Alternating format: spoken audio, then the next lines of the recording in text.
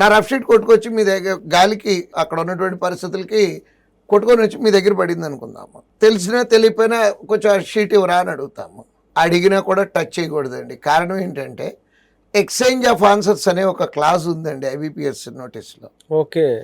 అంటే నా rough sheet మీద నేను చేసిన ఆన్సర్లు ఉంటాయి, అది మీ చేతిలో ఉంటే మన ఇద్దరిని బార్ చేసేయచ్చండి.